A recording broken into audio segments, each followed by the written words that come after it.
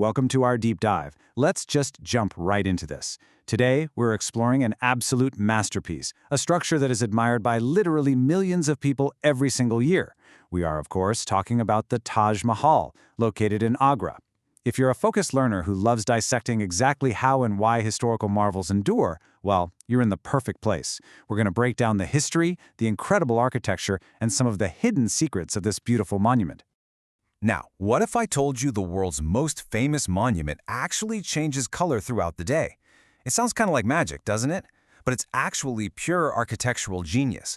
And what's really interesting about the journey we're about to take is that this shifting, breathing masterpiece wasn't just built for the sake of grand engineering. No, it was built because of one man's absolutely incredible, unwavering love. Let's start with Section 1, the world's greatest love, the origins. You know, every magnificent structure has a spark that sets the blueprints in motion. For the Taj Mahal, that monumental task began way back in 1632 under Mughal Emperor Shah Jahan, and its legacy stretches all the way to the present day as a highly protected UNESCO World Heritage Site. But why 1632? What exactly happened to kick off this massive endeavor? Well, the answer is actually a tragedy.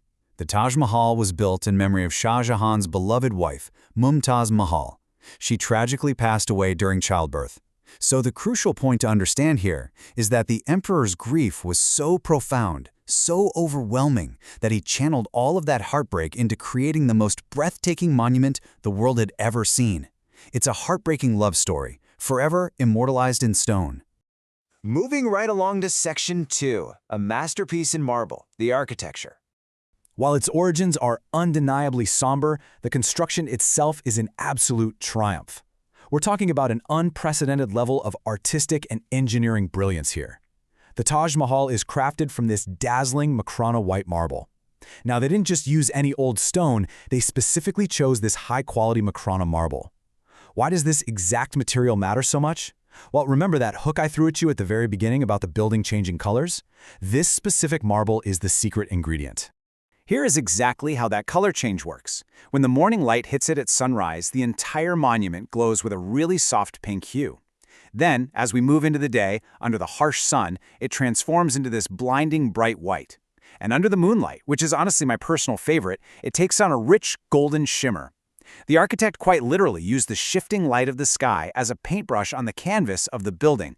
It is just a stunning visual experience. But honestly, the material is only half the story. The design is the other. The Taj Mahal masterfully achieves its perfect symmetry by blending three distinct architectural styles: Indian, Persian, and Islamic. It's like a giant puzzle that takes the very best elements of these three rich traditions and fuses them together into one seamless, timeless work of art. The symmetry is so precise, so flawlessly calculated, that it creates a sense of absolute visual peace for anyone looking at it. Now for Section 3, the symmetrical exception, a hidden secret. So, for a complex that is almost obsessively dedicated to perfect symmetry from literally every single angle, there is one fascinating rule breaker. The only break in symmetry in the entire Taj Mahal is Shah Jahan's own tomb. You see, Mumtaz Mahal's tomb was placed perfectly in the center, the absolute focal point of this massive structure built just for her. But after Shah Jahan's death, his tomb was brought in and placed slightly off-center, right beside hers. It's a deeply poignant final touch, really. The great emperor resting eternally just slightly to the side, ensuring his beloved wife remained the true, central heart of the monument. And finally, Section 4, an eternal legacy, the monument today. So what does this all mean for us in the modern era? We've looked at the heartbreaking origins, the ingenious marble, and those hidden secrets. Today, it is absolutely a definitive modern marvel.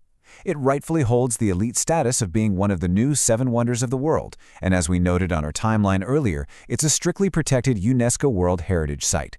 It's not just some relic of the past, it's an active, globally cherished treasure that continues to inspire awe in literally everyone who stands before it. Which brings us to our final thought, a lasting symbol of love, beauty, and architectural genius. This perfectly encapsulates everything we've broken down today. From the changing colors of the Makrana marble to the beautifully imperfect placement of Shah Jahan's tomb next to the love of his life, the Taj Mahal is the ultimate physical manifestation of devotion. So I'll leave you with this thought to ponder long after this analysis ends. If the greatest architectural wonder in human history was born out of profound grief, what other incredible achievements might be hiding on the other side of our deepest human emotions? Thanks so much for exploring this with me, and I'll catch you in the next one.